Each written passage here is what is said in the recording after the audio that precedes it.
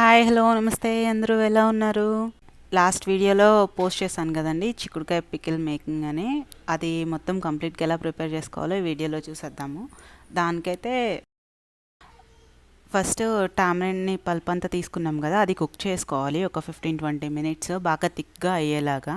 అది కుక్ అయిన తర్వాత దాన్ని కంప్లీట్గా కూల్ అవ్వనివ్వాలి. ఈ లోపల మనం తోకలు కట్ చేసి పెట్టుకున్నాం కదా చిక్కుడుకాయలు, అవి ఫ్రై చేసుకోవాలి. దానికోసం ఒక 1/2 kg వరకు ఆయిల్ పడుతుంది. గ్రౌండ్నట్ ఆయిల్ తీసుకున్నాం మేము.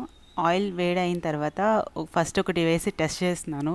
ఇవి పేలుతాయి అంట, మా అత్తయ్య జాగ్రత్త అని చెప్తున్నారు. అందుకే ఒకటి వేసి టెస్ట్ చేస్తున్నాను, అది పేలుతుందా లేదా అని చెక్ చేసుకుంటూ ఉన్నాను. నెక్స్ట్ అన్నీ కొంచెం చిన్న చిన్న బ్యాచెస్గా వేసి చిక్కుడుకాయలన్నీ ఫ్రై చేసుకోవాలి. ఇవి చిన్న చిన్న బ్యాచెస్గా వేసుకుంటేనే కొంచెం టైం పడుతుంది ఫ్రై అవ్వడానికి. మొత్తం ఒకేసారి వేసుకుంటే చాలా టైం పడుతుంది. చేయడానికే ఒక 20 మినిట్స్ దాకా పట్టింది. నెక్స్ట్ కూల్ అయిన టామరిన్ పల్ప్లో కారం వేసుకొని బాగా కలుపుకోవాలి. అంటే మనకి ఎంత సరిపోతుందో కారం అని. ఇక్కడ మా అత్తయ్య 2 కప్స్ వేశారు 1 kg చిక్కుడుకాయలకి. ఇది బాగా కలుపుకున్నాక దీంట్లో ఫ్రై చేసి పెట్టుకున్నాం కదా చిక్కుడుకాయలు, అవి అండ్ వెల్లుల్లి మసాలా పేస్ట్ ఉంటుంది, వెల్లుల్లి రెబ్బల్ని మిక్సీలో వేసుకొని అవి వేసుకోవాలి. మా అత్తయ్య అప్రాక్సిమేట్లీ ఒక 2 వేశారు, నేను అది వీడియోలో మిస్ అయింది.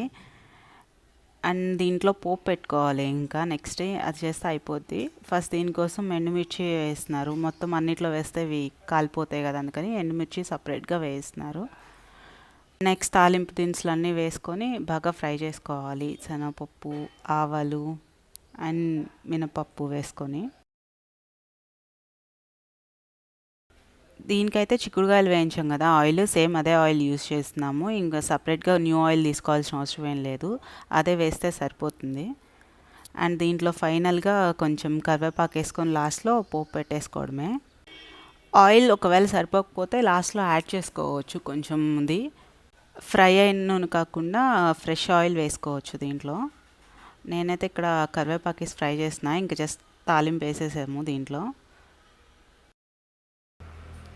అండ్ తాలింపు వేసుకున్నాక దీన్ని బాగా కలుపుకోవాలి. ఆయిల్ అంతా స్పైసెస్కి, పల్ప్కి, దానికి మొత్తానికి పట్టేలాగా. అండ్ కొంచెం జాగ్రత్తగా కలుపుకోవాలి, లేకపోతే ముక్కలు అనేవి చెదిరైపోతాయి. ఇక్కడ ఆయిల్ సరిపోలేదు, అందుకని నేను కొంచెం యాడ్ చేస్తున్నాను.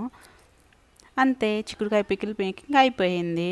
ఈ వీడియో మీకు నచ్చితే please like, share and don't forget to subscribe my channel. And పికిల్లో ఫైనల్ స్టెప్ ఉండిద్ది కదా, టేస్టింగ్. అండ్ కొంచెం రైస్ వేసుకొని తినాలి. This is the best part of making pickle.